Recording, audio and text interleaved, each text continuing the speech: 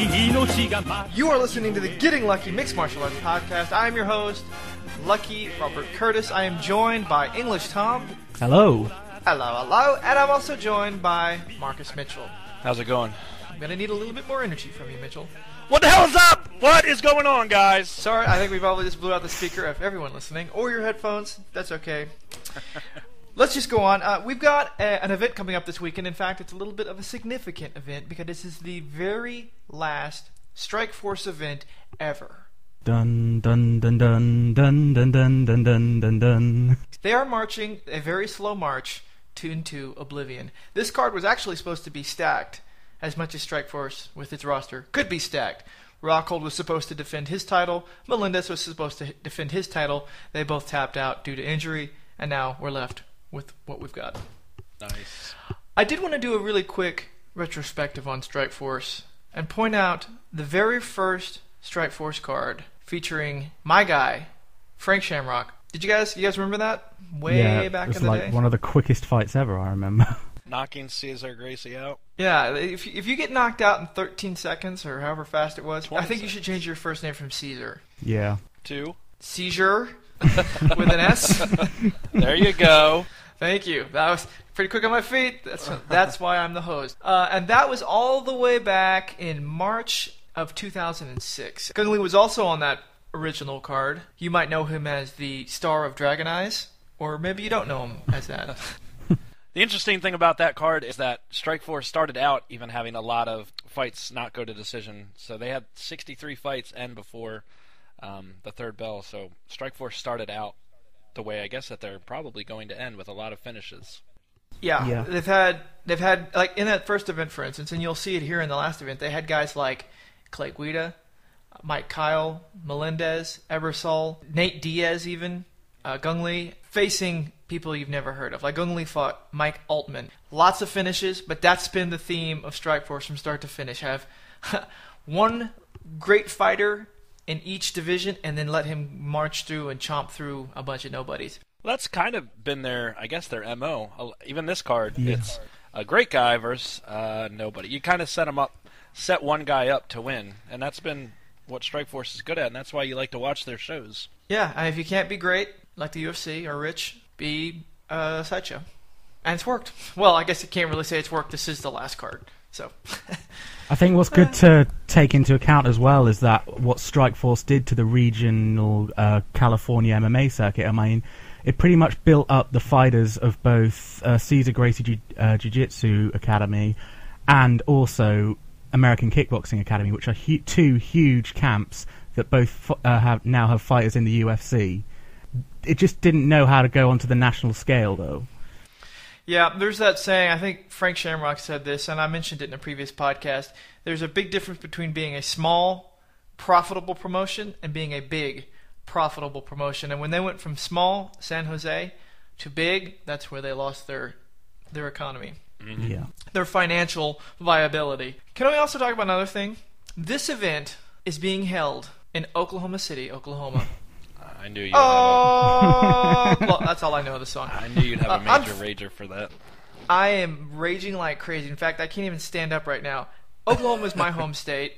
I do want to point out that Dana White, you should be giving more credit to the lovely state of Oklahoma. Because when the UFC and mixed martial arts, before it was even known as mixed martial arts, it was known as human cockfighting at the time. But when it was being banned all over the world, all over the country, Oklahoma proudly stood and said, "We don't give a rat's ass. Let them kill each other in there." Every event, practically, every other event in the early UFC days, Tulsa, Oklahoma City. So Oklahoma, my home state. I love that you did the accent, even though that is your accent. I have to exaggerate it a bit, because when I come back and the Okies hear me talking, like, you sound like a damn Australian. Let's talk about this card. Strikeforce, Marquardt versus Estevan. We have two fights that are going to be actually unaired, and I find this extremely annoying. Especially when your company's going out of business. Yeah, I mean, how would you like to be a fighter? I mean, I guess these guys don't really have a choice, but how would you like to be a fighter and say, listen, this is our last show, and we're not even going to put you on TV? Not even on Facebook. You're going to fight the concession workers and the people that sell hot dogs and janitors. We're going to be the only people that see you because no one comes to the event that early. Have fun! But the truth is that with as many finishes as we expect on this card, these dudes will get a shot. They'll undoubtedly be aired. That is, if Strikeforce even has enough tape to record the early unaired prelims. They will have to air them. I mean, they're going to have, if they're anything like the UFC's production has been, they're just going to throw them up after a possible decision. But I don't see too many on this card that might go to that. No, I don't either. Well, Tim Kennedy, that might be a decision. We'll get to that. We'll get to that. I did want to ask you one question that just popped into my head. Strikeforce is now one of those lost promotions, along with Pride, Elite XC, Affliction. How would you guys rate Strikeforce's overall greatness now that we're coming to its final chapter compared to those other lost promotions like WEC and then the others? It definitely outshined Affliction. I mean, even though Affliction literally had stacked cards top to bottom, but they only put on, what was it, only 2 shows, wasn't it? You know, they were supposed to have a third, and that didn't even happen. They're obviously not as big as Pride was, because Pride, in its time, was even bigger than the UFC. But I think they're definitely the number 2 of the lost. If we're adding Pride into it, goes UFC Pride, Strikeforce. But without Pride, it's definitely the number 2. I mean, it's a toss-up between that and the WEC. WEC always put on exciting fights as well. It's where Let me challenge your memory banks. Do it. Where do you guys? Yeah, I'm gonna do it. Where do you guys rate Strikeforce to Pancrase? I've never watched it, so above. I think Pancrase is above Strikeforce. Really? Because Pancrase was early days, and without Pancrase, maybe the sport doesn't last until now. Who knows? Plus, that's when Frank Shamrock got his start. That's when Boss Rutan was becoming Boss Rutan. Lots of great stars came out of Pancrase. Shall I be an asshole and throw in another one? Be an asshole. Be an asshole, lovely. Rings. Oh, yeah. Yep. Fedor, Nogueira, Dan Henderson. God, the list goes on. Was that when Fedor was taking most of his cans down, which is what quite a bit of people would say about him? No, that's actually through his entire career, Mitchell. Shit. Snap! Let's get back to our first fight. Michael Bravo versus Estevan Pion, and I believe Estevan's nickname is El Terrible, which is Spanish for the grocery shopper. I don't know anything about Michael Bravo, so let's talk about Estevan Pion. He's a guy that's generally fought mostly on the lower promotions like Shark Fights and Rage in the Cage. He's had one fight in Strikeforce, and that was actually a victory against Alonso Martinez. I don't know if he'll might be able to take this one against Michael Bravo. Here's my basic rule for a lot of these fights that you've never heard of. If a guy doesn't have a Wikipedia page, then assume he'll lose the fight. That's my rule. And that actually happens like 4 times in this event. That's a good rule. Thank you. That's a good rule. So I'm going Estevan El Terrible over Michael Bravo. Although these guys have to have the best combination of names in any recent MMA. Like Michael Bravo, Bravo is the last name? That's awesome. That is and awesome. Obviously, El Terrible, I just love saying it. I'm going with him as well, simply because he's got a wiki. There you go. I don't have a wiki, and thus you could assume I would lose in any fight versus any established mixed martial artist. I think that proves my theory. You would lose to El Terrible. I would be El Biche. The next one is a lightweight bout, George Gurgel versus Adriano Martins, 2 Brazilians. No, I'm actually going to... this might prove your theory wrong, actually. I mean, George Gurgel's literally lost, 5 losses in his past. 1, 2, 3, 4, 5, 6, 7 fights. 5 losses in his past 7 fights. And that's where we get our stats. Wikipedia! Yeah. And this is also MMA Sesame Street. 1 loss. 2 losses. George Gurgel. I love how you say their names. Gurgel. Gurgel. Is it Jagel or Gurgel? You do whatever you want. In England, I'm sure it's Gurgel. I'm going to say George Gurgel. George Gurgel. He's lost too many fights in his past 7 fights, and Adriano Martinez, he's currently riding a 4-fight win streak, and he's been fighting in the Jungle Fight promotion, which is probably the top fight promotion in Brazil at the moment. So I'm going to go for him. I'm actually going to agree, and I'm going to go with Martin's as well, solely based on this fact. He is a self-described mama's boy. Yeah, he's a self-described mama's boy. Has a couple older brothers, didn't start training until later in his life because he also was a big crier, he said. Would cry at the drop of a hat, and then he started taking martial arts classes. But since he's a mama's boy, I think he's going to win for his mama, taking Gurgel out. Mitchell, are you confessing you're a mama's boy? I'm a full-blown mama's boy. I was raised by wolves. I don't have a mother. I'm going to go with George Gurgel, and simply for the reason I stumbled across his Twitter this week. I feel like it's random coincidence. It must mean something. Shall we go to the next fight? Sure, Wolf Boy. This is the Showtime Extreme card. We've got Corporal America, Ryan Couture, versus KJ Noons. Who do you think wins? Corporal America, I like that. Thank you. I was going to call him Private America, but I think he's above that at the point. I'm going to go with KJ Noons. I think he takes it. I think Couture's a lot of fun to watch. I just don't think his ground game is going to be enough to compete with high-level sprawl and stand-up that KJ Noons has. KJ Noons can stand and bang, and he's not going to full-on knock Couture out, but I don't think Couture can take him down. I'm going to have to agree with Mitchell there. I'm going to have to go with KJ Noons because it's just he's too high, and this is a big step up for Ryan Couture, and he's generally just a jiu-jitsu fighter. He doesn't have the wrestling that his father, Randy Couture, has. So I'm going to go with KJ Noons. KJ has a great sprawl, and he's probably going to knock him out as well. My brother and I, who's an engineer, are working on a statistical model for mixed martial arts. And we've found, in doing some different testing and regression models, that so far the biggest predictor of who will win in a fight is simply who has more fights in top-level promotions. KJ, and that's something like 65% accurate, our little formula. In top-level promotions? Right. So if you take, for instance, the UFC, only compare their UFC records. Don't look at them as they fought in Cage Thug 17. You know what I mean? Because people that are good stay in the top-level promotions. Look at KJ Noons. 13 professional boxing matches, 14 kickboxing matches, 16 MMA matches, and I believe Ryan Couture, Corporal America, has 6 total professional fights. I believe he gets decisioned by KJ Noons. That's my prediction. Wow. I don't think he's nearly as good of a wrestler as his daddy is. No, absolutely not. But I don't think it's going to go to decision. I disagree with that. I think Ryan Couture's a gamer. I don't think he'll get knocked out. I'm not saying knocked out, maybe TKO'd, but not full-on knocked out.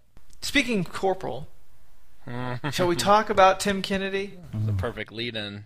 Thank you. A man with his honor in a savage land. Tim Kennedy, American hero, versus communist Chinese defector. I don't know if that's true or not. Trevor Smith. That's clearly a Chinese name to me. Who do you guys like? Mitchell. I don't like Tim Kennedy, ever, for any reason. You're like one of those guys in those movies, like when The Rock comes back from Afghanistan, he's trying to get his life together. You're one of those guys at the bar. What you doing, soldier boy? No, not like that. This is what I'm like. I'm watching, my fights. I'm watching an event, and all of a sudden it feels like a recruiter is on my TV constantly trying to tell me I need to sign up for the military and be as badass as Tim Kennedy. Tim Kennedy, for whatever he's done in the military, that does not translate to the cage and him okay, yes, he's brave. I'll give him that. And what he did for America, fantastic. But I do not need it to be advertised the entire time I'm watching it. I do not need to think that I need to run out and join the military and all of a sudden I'll be an MMA fighter. Well, by that rationale, I should try to become Brazilian. Because there's a lot more badass Brazilians than there are. I mean, what are there? There's Tim Kennedy, Brian Stan, and Colton Smith. Right. That's the full extent of active duty, badass military guys. And just a side note, if I'm correct, Colton Smith and Tim Kennedy are in the Army, and I believe the Rangers. Yeah. They're both god awfully unattractive people. But if you take Brian Stan, who's the Marine out of the three, he's a hunk, if we're being serious. Does he not have a jaw like American Dad? He does. He really does. He needs to dye his hair black, and he could literally be American Dad. So you're going, because you are anti-America, pro-Islam, whoa! You're going to go Trevor Smith. No, okay. Trevor Hot Sauce Smith. Kill the infidel! Trevor Hot Sauce Smith. Is that his name, or is that just what you call him? No, that's his nickname, Hot Sauce. All right, well, this is one thing for Strikeforce. All of their fighters so far, badass nicknames. He is not my pick. I do not pick Trevor Tabasco. I'm not going with him. I like Tim Kennedy in this fight, but I don't like Tim Kennedy for any other reason. And I cannot wait for him to come over to the UFC, because if you get decisioned by Luke Rockhold, just make him look at the ring with Anderson Silva inside it. Just make him look at it and see what army instincts he's got. He's going to retreat. A tactical retreat, and then we'll send in missiles and then come in. What do you think, Thom? Well, I think I'm going to put on my red coat, pick up my brown best musket and rape and pillage Washington to the ground, because I do not like Tim Kennedy as well. But I am going to have to go for Tim Kennedy in this fight, because he's just the more experienced fighter. He's the more well-rounded fighter, and Trevor Smith is just a one-dimensional submission fighter. And I think Tim Kennedy's ground game is just going to be too much better than his. Tom, face it. You're still jealous that the good old United States of America kicked your ass in World War II. You kidding me? Are we tweeting this show out to Tim Kennedy? Because I may... We are tweeting this out to everybody. We're fearless, man. All right. Yes! You better contact your congressman, Mitchell, because you're going to be deported. Next fight, a middleweight fight, so is the Tim Kennedy. Roger Gracie versus Anthony Smith. I did want to mention something, that we arguably have two of the best 3 MMA jiu-jitsu grapplers in all of mixed martial arts on this card, with Roger Gracie in the main event, Ronaldo Souza, and the third, in my opinion, is Demian Maia. Who do you guys think is the best? I guess you'd have to agree that Demian Maia's at the top of the game. I can't, off the top of my head, I can't come up with a better one. Maybe for the heavyweights, Nogueira. I think Verdum's better than Nogueira at this point. At this point, yeah, that's definitely true. And you could say Mir is. I mean, he actually broke Nogueira's arm off. No, just in their prime, though, I don't think Mir shines a light to Nogueira.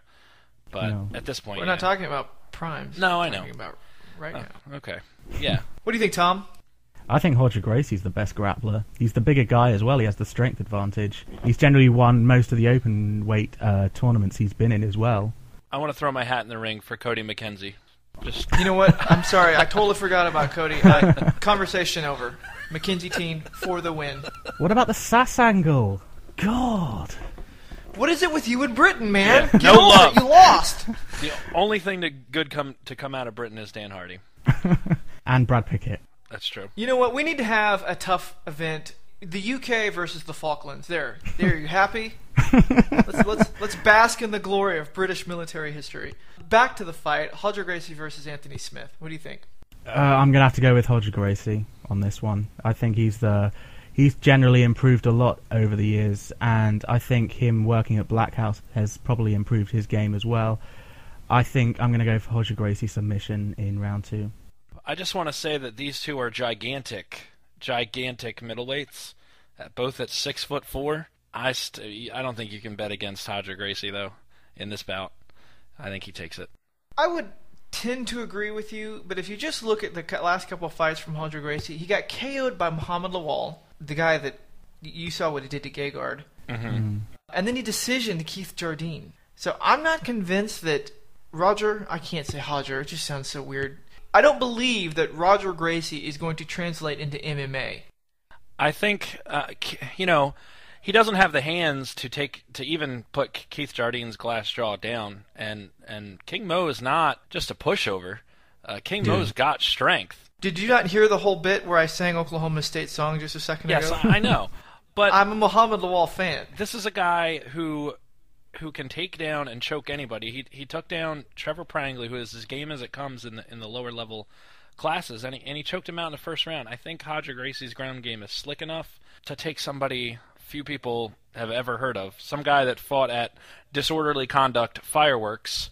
Anthony, hey, that's a badass event, dude. I heard Fedor tried to get on that event, but they said no, you're not good enough. I think a 24-year-old and Anthony Smith, even though he's gigantic, I don't think he's got enough experience to take a Roger Gracie. Now I agree with you. I think Roger Gracie wins this fight, but I think on his name alone, like Brock Lesnar to a lesser extent, he'll be thrown into much more high caliber matches than he's ready for. Right. Yeah, I agree. But at 31, though, what do you expect him to? They got to put him somewhere. Leonard Garcia's 33. You don't see him facing Jose Aldo. No, but you saw him. He did go for challengers and everything. I mean, he was in a title fight In the WEC. Right, he was ready for that. No, not now. His career's careened down, and that's what we spoke to him about. Or maybe it's back on the rise. It should be on the rise now. Go Leonard! Everyone, check out backsportspage.com for Mitch's article where he just contradicted himself. I just said last fight on the prelim card: Pat Healy versus another man with no Wikipedia page, Kurt Hollebach. Are we all going Pat Healy here? All Pat Healy. Anyone going to go for Kurt? I'm going to go with Pat Healy on this as well, but it is good to mention, though, that he is undefeated, but obviously he's probably not ready for Pat Healy, and I think this will be his first loss. I'm going to go with Pat Healy by literal Bam Bam. He's going to pick him up and toss him from side to side over his head. What is Kurt Hollebach's nickname? With a last name like Hollebach, what would your nickname be? I don't think he has one. Then let's give him one. Can we call him the Holodeck from Star Trek? Kurt Holodeck Hollebach. That is a nerdy reference. When you come inside the ring with me, I'll make you see all kinds of crazy stuff. All right, let's move on. The main card. This has got stars on every bout. It just so happens none of them are really facing each other. Except for in this fight. I believe they are. I think this is probably the best fight on the card. Thank you for stealing my segue. Okay. Suck it, Mitchell. This is a catchweight bout at 194. Kind of random. 194. Ed Herman versus Ronaldo Souza, a.k.a. Jacare. The number 2 of the 3 greatest MMA grapplers that we were talking about. Who do you guys like in this fight? Ed Herman? Jacare. I think this is probably like the most evenly matched fight on the main card, but I think Jacare is going to take this. I think Jacare is probably the most well-rounded out of the 3 submission grapplers that we mentioned, and him working it with Blackhouse, he's got KO power, he's got submissions, he's got it all. Jacare's stand-up is improving. I'll give him that. I don't want to say he's got knockout power. He knocked out Derek Brunson, and that's it. I was going to say, yeah. Did we see his fight with Chris Lieben? Right. Come on.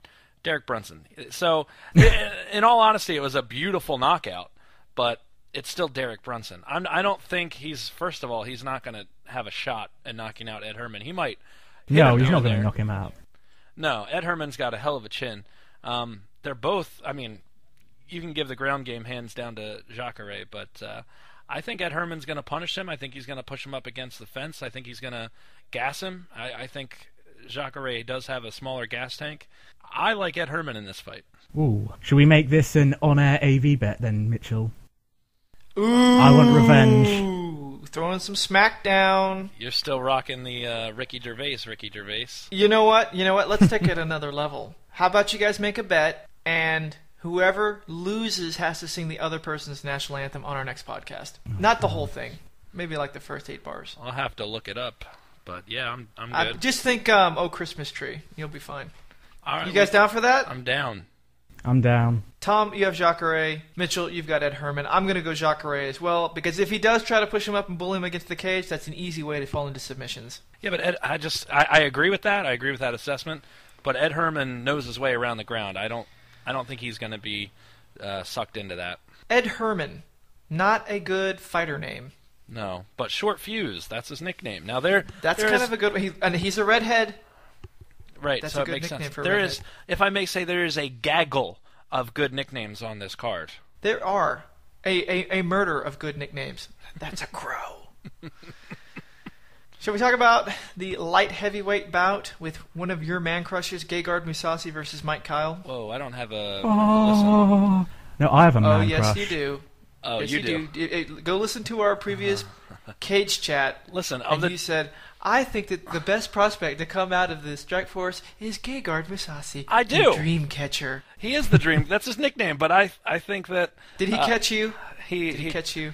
He caught me. But on this card, if I've got a crush on anyone, it's Ed Herman, as I just talked about. But lots of love going.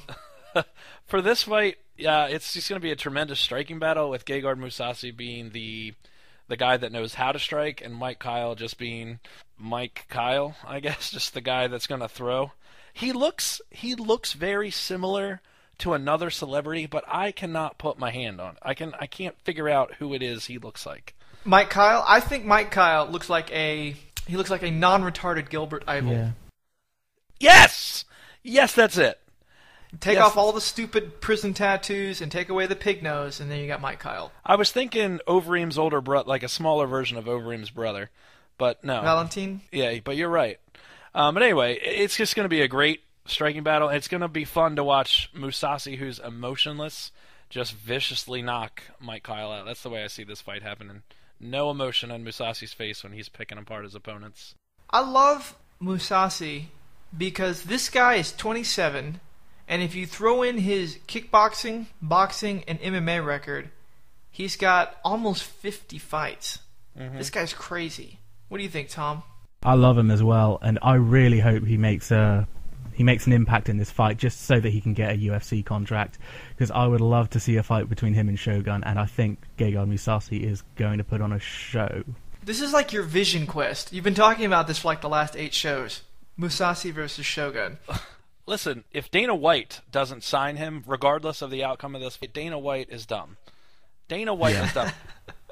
This is the guy that upkicked Jacare into unconsciousness. This is the guy who in his next fight, his very next fight, armbarred Mark Hunt. What? What? He went from middleweight to armbarring Mark Hunt? But then he upset me greatly when he viciously and emotionlessly knocked out my favorite fighter that got me into MMA, Babalu. So I'm still holding a little bit of a grudge against your man crush there, Tommy. If you have a problem with people beating Babalu, then you've got a lot of people you probably don't like. Dan Henderson. Henderson, that upset me a lot, but I knew that was coming. But I hated Chuck Liddell. Listen, I don't think I've had a greater erection than when Babalu held on to that choke and got himself kicked out of the... That was awesome. Holding on to that choke, the guy was running his mouth, and he was like, yeah, you can't talk when you're dead. It was awesome. It was so awesome. Here's my problem with Gegard. I think he wins against Mike Kyle. He's a black belt in judo, but he clearly has no ability to wrestle. Muhammad Lawal took him down, held him down, and that was it. Now, don't get me wrong. I think Lawal's wrestling, his MMA wrestling, is on the level of Rashad Evans, if not better. If he comes over to the UFC, he's going to have to deal with it. Now, as a light heavyweight, the only guy that can really wrestle in that division, assuming Rashad drops down or stays injured forever, would be Jones. So he can actually... There's lots of great fights for him in light heavy, but is he going to do anything to Jones? No. Will he do something to Mike Kyle? Yes. I think Gegard runs the table in the light heavyweight division, and I'd love to see him take on John Jones. Machida, that's a great fight. Mm-hmm. Shogun, great fight. Forrest Griffin. That'll just be right. No, Forrest, he would do what he did to Babalu to Forrest Griffin, and that would be sad again. I like Gegard Mousasi too. I think he needs to learn to wrestle. Get over to AKA. Well, I wanted to talk about that. Do you think he thought he was losing that fight, which is why he didn't try to stand up and everything? Are you saying he did like a Boss Root and Kevin Randleman? I'm saying that he was sitting there destroying the face and thought, there's no way I'm losing this fight. Fighting in Japan would do that. I think fighting in current MMA means if you're on the bottom, you're losing. Right, but he's... I don't know. He's been fighting an M1 and everything. I thought he was winning that fight. I wondered if that was going through his head as well. What was his reaction when the decision was read out? Did he look like he was crestfallen? He has no emotion. He has no emotion, so it doesn't matter. He could have been handed $2 billion and he would have just frowned. I kind of like that. Can we go to the next fight? Absolutely. I think this is probably going to be the most one-sided match. Takedown Kimura. No. Josh Barnett, the War Master, versus Nandor Guillermino. Go look at Nandor on Google. Exactly. He really needs to give up mixed martial arts and go straight into professional wrestling. He's a freaky, scary-looking, muscle-bound dude. His name... Does that mean he can fight? His name's Nandor. Nandor! Of course he looks like that. He doesn't even need a pro WWE name. His name is Nandor. Nandor hungry. He's Austrian as well. Nandor food.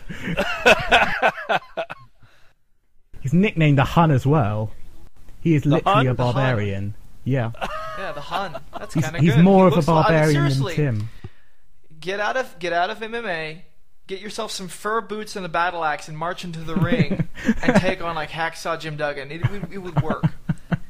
Josh Barnett, submission victory. I don't have that. I have the fight going this What? way. I have Nandor. If Nandor With a battle axe to the skull. if Nandor can fight without fear, and he can fight the way his name sounds, he could if he comes out fearless and just throws punches with his psycho body, he could catch I shall Barnett. drink the blood of my enemies. Right, if he just fought the way his tattoos make him look, he would just go out and punch Barnett's head off. But I don't know. I don't think usually when a guy probably could do that, he doesn't do that, and he's scared of just Josh Barnett's name. So you might be right. Barnett will probably win. It sounds to me like you don't like Josh Barnett. You mean the former baby-faced assassin? I like him. I like Josh Barnett. You have to see that the skill level here. Yes. No, I know. Believe me, I know of his skills. He's an animal. He's a war master, if you will. But I will. But Nandor. He could kill. He'd punch the baby face right off him if he tried. But no, yeah, you're right. Josh Barnett wins. Why did we do this 5-minute segue? Tom, what do you think? You know what? I'm changing my result from Josh Barnett's submission to Josh Barnett by DQ from Nandor embedding an axe into Josh Barnett's skull. Yes. He starts off with a spear, follows up with a morning star and axe. Nandor win. Josh Barnett by submission. Probably round 1. I'm so happy with this next fight. All-American, Olympian, man of the people, blessed by God. Daniel Cormier, coming from the extremely fit, fat guy school like Cain Velasquez, versus Dion, I'm sure it's starring, but I'm going to say staring. Another one-sided fight. Anyone that says Daniel Cormier loses this, I'm kicking you off the podcast. You're going to be suspended for a year, just like one of the Diaz brothers. Mitchell, what do you think? Cormier by complete and absolute utter domination. I think that staring, he's on a decent win streak. He fights out of Golden Glory, so that's good. I think if he were to transfer over to the UFC, he could be a decent matchup for some of the fighters in that division. I just don't think he can beat a future UFC champ in Daniel Cormier. I don't think he holds a candle. You pass. You're allowed to stay on the podcast. Tom?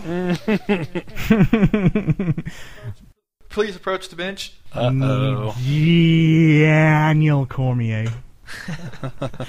Let's just point some things out about Dion staring. Every good person, anyone that you've ever heard of, he's lost to.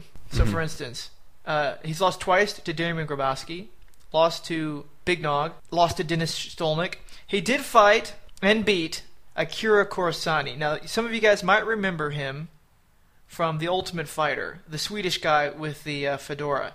Some of you also might remember that Akira now fights, I believe, at featherweight. My God. This guy's a heavyweight. My God. I cannot see this going anywhere other than Daniel Cormier getting a tune-up. Did he even bother to go to camp for this? I'm going to tweet this out to Dion starring. He'll probably show up and murder me. Daniel Cormier is wasting his time here.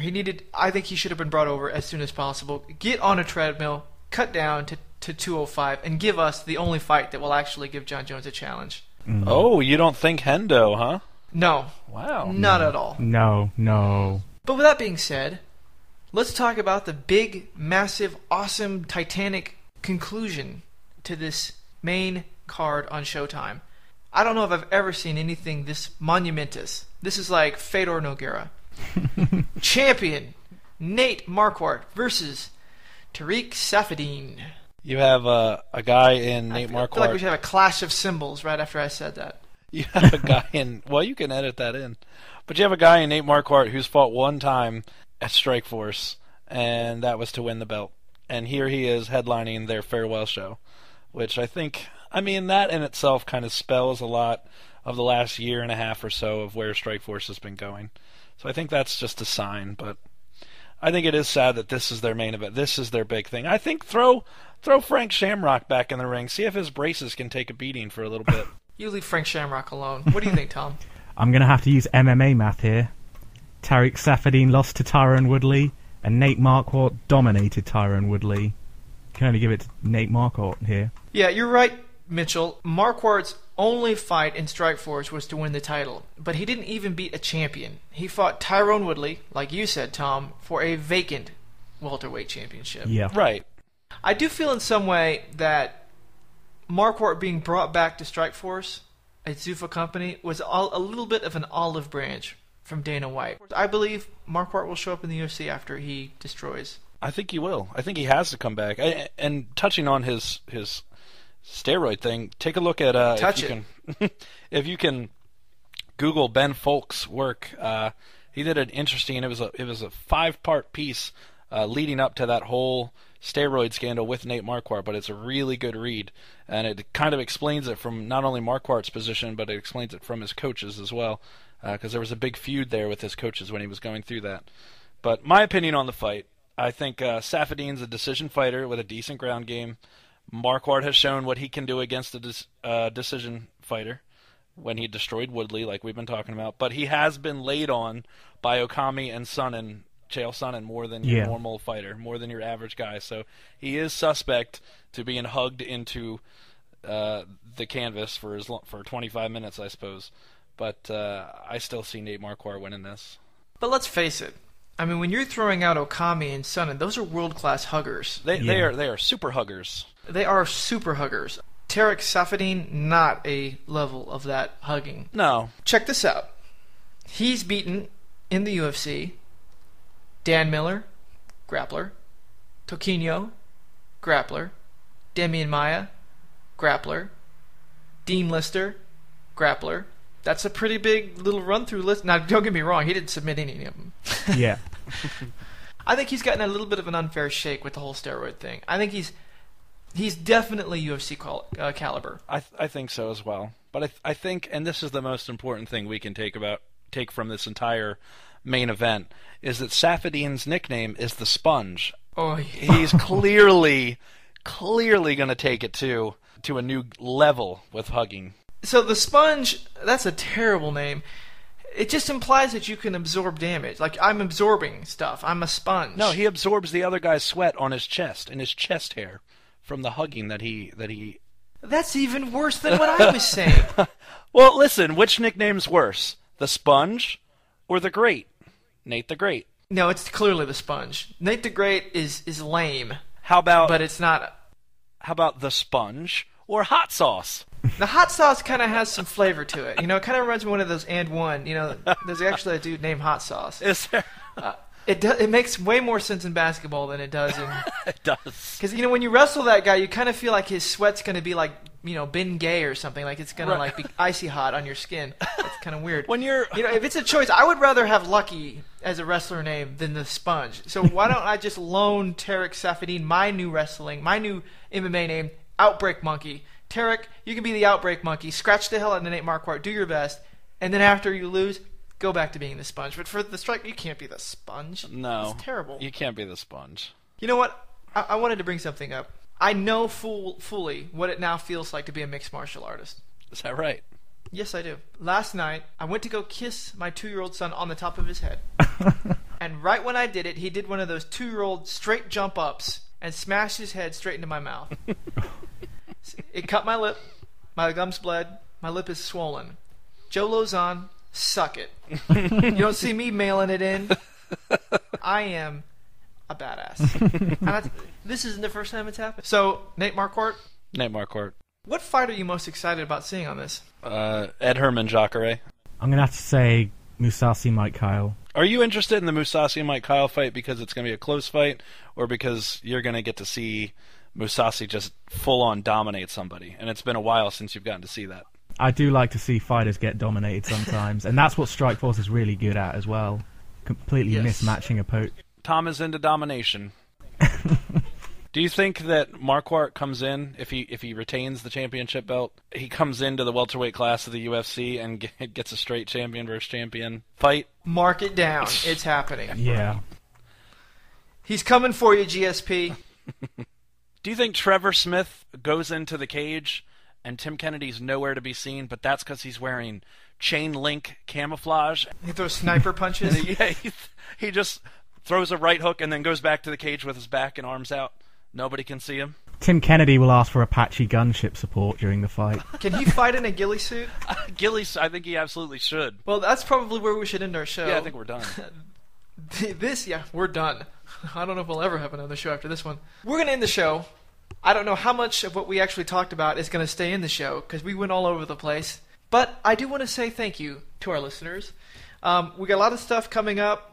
Lots of things are changing around the show as we get bigger and more successful. We've got a lot of stuff planned. I do want to keep a secret on all of that for now until everything is sort of ironed and finalized. On behalf of the Getting Lucky Mixed Martial Arts Podcast, I am Lucky Rob. Thank you for listening. Mitchell? Thanks for listening to me bash Tim Kennedy. I'm going to need you to amp it up a little bit, Mitchell. Thank you so much for listening to this edition of Getting Lucky with Robert Curtis. And what about you, English Thom? Yeah, whatever. Can't you say just...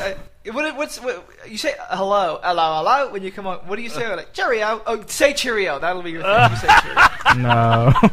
Cheerio. All right. We will see you guys for the review show next week.